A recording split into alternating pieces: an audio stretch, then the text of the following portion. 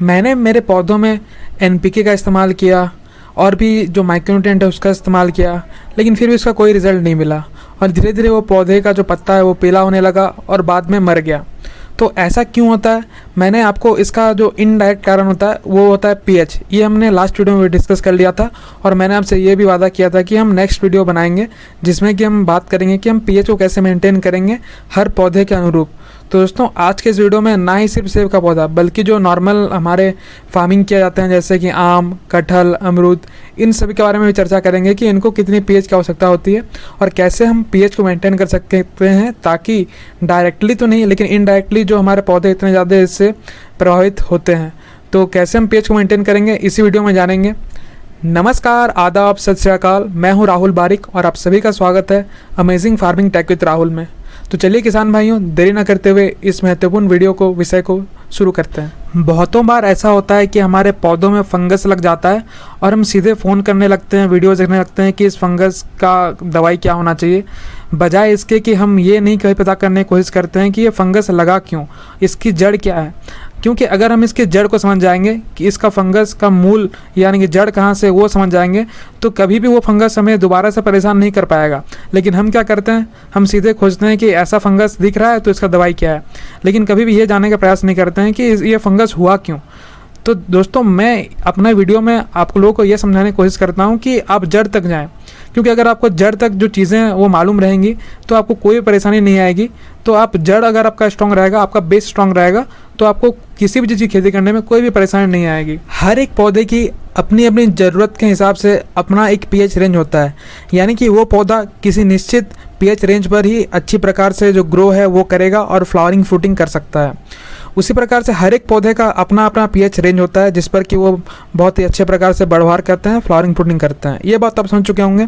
इसी प्रकार से सभी जो न्यूट्रिएंट्स होते हैं, पीएच से हमारा मेन दिक्कत वो नहीं है कि वो कुछ भी पीएच रहे तो उससे हमारा पौधा डायरेक्टली कभी भी प्रभावित नहीं होता है, लेकिन उससे होता ये है कि जो उस रेंज में उस पीएच में जो पौधा है, जो नीचे में न्यूट्रिएंट्स रहते हैं, ठीक है, वो उनको लेने में असक्षम हो जाता है। तो यही मेन कारण होता है कि जो पीएच से इनडायरेक्टली प्रभावित हो जाते हैं पौधे, क्योंकि उस अलग पीएच रेंज के कारण जो पौधे हैं वो न्यूट्रिशन ले नहीं पाते हैं और अपनी बढ़वार या ग्रोथ, अपना जो भी ज़रूरतें होती हैं वो पूरा नहीं कर पाते हैं। तो इसी कारण जो पौधा है वो मरता है या कमज़ोर होता है। चलिए आपको समझाते हैं बिल्कुल आसान शब्दों में कि पीएच को मेंटेन कैसे किया जाए हर एक पौधों के अनुरूप।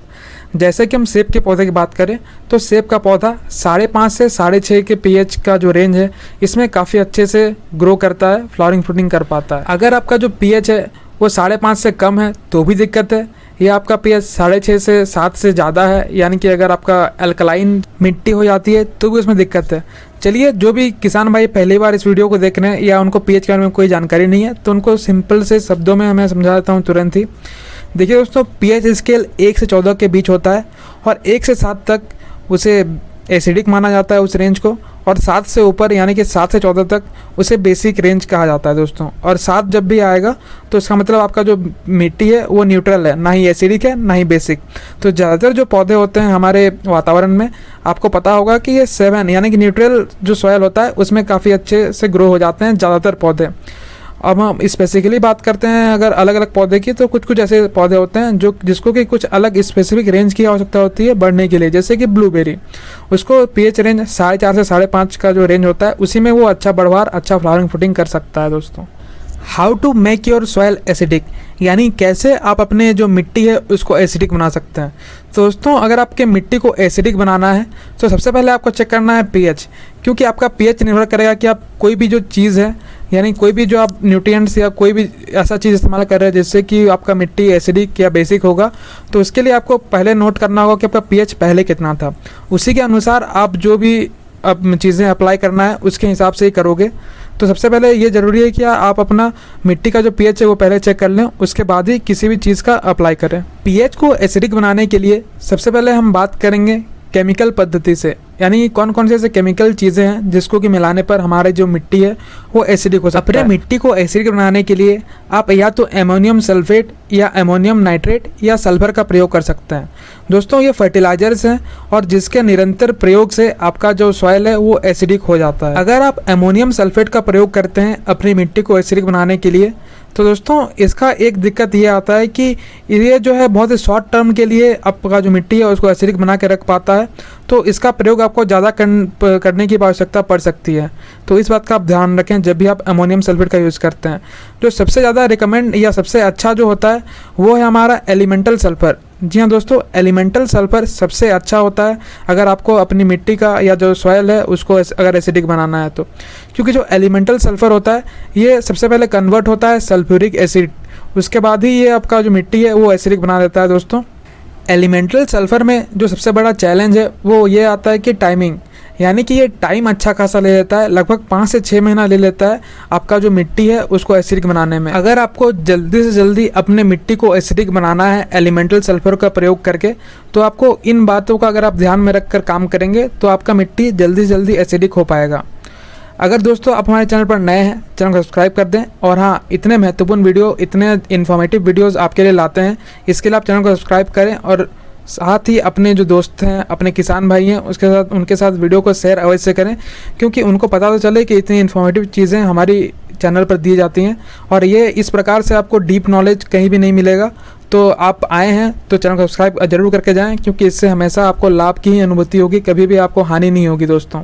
और ये सब्सक्रिप्शन बिल्कुल फ्री है, तो सब्सक्राइब दबा करें और इस वीडियो को भी शेयर अवश्य करें दोस्तों। तो चलिए आगे बढ़ते हैं। जब भी हम मिट्टी में एलिमेंटल सल्फ़र का प्रयोग करते हैं तो वो सबसे पहले कन्वर्ट होता है सल्फ्यूरिक एसिड में बैक्टीरिया द्वारा। तो यहीं पर आपको समझना है कि मेन जो खेल है वो बैक्टीरिया का है। आपकी मिट्टी में जितनी अच्छी क्वांटिटी में बैक्टीरिया रहेगी उतना ही जल्दी आपका जो मिट्टी है वो एसिडिक बन पाएगा। और अगर आपका मिट्टी में बैक्टीरिया नहीं है और उसका जो कंडीशन है वो आइडियल नहीं है, यानी कि आपका जो मिट्टी का टेक्सचर और मॉइस्चर मिट्टी में कितना है वो भी डिपेंड करता है दोस्तों। तो आपको क्या करना है कि आपके खेत में या जहाँ भी है उसको वहाँ पर आप फार्म यार्ड मैन्योर, यानी कि जो गोबर की सड़ी गली खाद होती है, पुरानी खाद होती है, उसको ज़रूर मिला दें, जिससे कि आपके जो खेत है या मिट्टी है उसमें बैक्टीरिया की संख्या बढ़ जाएगी। और उसके बाद आप एलिमेंटल सल्फर का प्रयोग करेंगे तो आपका जो मिट्टी है वो जल्दी से जल्दी एसिडिक हो पाएगा। तो दोस्तों जब बैक्टीरिया ही एलिमेंटल सल्फर को सल्फ्यूरिक एसिड में कन्वर्ट कर रहा है और सल्फ्यूरिक एसिड के कारण आपका मिट्टी एसिडिक बन रहा है, तो आपको ये करना है कि बैक्टीरिया को ज़्यादा से ज़्यादा अच्छे से काम करने में मदद करना है। यानी कि आपको क्या करना है, उसके लिए एक आइडियल कंडीशन बनाना है बैक्टीरिया को अच्छे प्रकार से काम करने के लिए। साथ में ही अगर आप चाहते हैं कि आपके मिट्टी में बैक्टीरिया ज़्यादा से ज़्यादा मल्टीप्लाई हों और अच्छे से काम कर पाएँ, तो आप वहाँ पर मल्चिंग अवश्य करें, क्योंकि मल्चिंग से जो मॉइस्चर है मिट्टी में वो मेंटेन रहेगा और मॉइस्चर जितना अच्छा रहेगा उतना ही जो बैक्टीरिया है वो अपना मल्टीप्लाई, यानी कि ज़्यादा से ज़्यादा संख्या में बैक्टीरिया वहाँ पे पैदा हो पाएगी। और साथ ही जो आपका काम है, यानी कि एलिमेंटल सल्फर से सल्फ्यूरिक एसिड बनाने का काम है, वो काफ़ी फास्ट हो जाएगा। बहुत सारे ऐसे कलाकार होंगे जो पूछेंगे कि सर जब सल्फ्यूरिक एसिड से ही हमारा सॉइल यानी कि मिट्टी जो एसिडिक होना है, तो क्यों ना हम डायरेक्ट सल्फ्यूरिक एसिड ही परचेज़ कर लें मार्केट से। तो मेरे दोस्त, आपको सल्फ्यूरिक एसिड मार्केट में डायरेक्ट नहीं मिलेगा, ये किसी हॉस्पिटल या किसी लाइसेंस के बाद ही ये आपको मिल पाता है। जो छोटे मोटे इंडस्ट्री हैं वे ले पाते हैं, तो आपको ये डायरेक्ट अवेलेबल नहीं हो पाएगा सल्फ्यूरिक एसिड, इसलिए आपको एलिमेंटल सल्फर जो है उसको यूज़ करने के लिए कहा जाता है। तो दोस्तों ये था अपने मिट्टी को या सॉइल को जो पीएच लेवल है इसको लो करने का या एसिडिक बनाने का तरीका। अब हम बात करेंगे कि कैसे आप अपनी जो मिट्टी है इसका जो पीएच लेवल है उसको बढ़ा सकते हैं। दोस्तों पीएच लेवल बढ़ाने का अर्थ ये है कि आपका पीएच अगर एसिडिक है यानी कि 4 है उससे 5 भी हो सकता है, और पहले से अगर आपका पीएच 7 है तो 7 से 8 भी हो सकता है। तो इसीलिए हमने पहले ही आपको कहा कि आपको अपना जो पीएच है वो पहले ही नोट कर लेना है, उसके बाद ही इन सब चीज़ों का प्रयोग करना है, तभी आपको जो है एक्चुअल रिजल्ट है वो मिल पाएगा।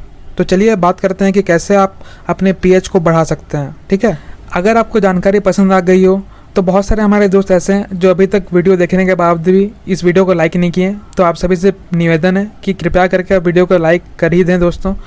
तो चलिए बात करते हैं अब कि कैसे आप अपने मिट्टी को बेसिक या अपने जो पीएच है उसको बढ़ा सकते हैं। हम कभी भी जो मिट्टी का हमारा पीएच है उसको इसलिए बढ़ाने का काम नहीं करते हैं कि हमारा पीएच 7 से ऊपर चल जाए, बल्कि हमारा कोशिश ये रहता है कि या तो हमारा मिट्टी न्यूट्रल हो जाए या हमारा कोशिश ये रहता है कि हमारा मिट्टी कम एसिडिक हो। यानी कि क्योंकि 7 से ऊपर जब पीएच जाता है इसका मतलब ये है कि हमारा सॉइल है वो बेसिक हो जाता है या अल्कलाइन हो जाता है, और उस केस में जो हमारे पौधे हैं मिट्टी से न्यूट्रिएंट्स नहीं ले पाते हैं।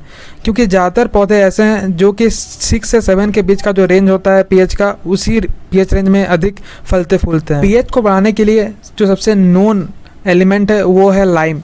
दोस्तों, पीएच को बढ़ाने के लिए हम लाइम का प्रयोग करते हैं।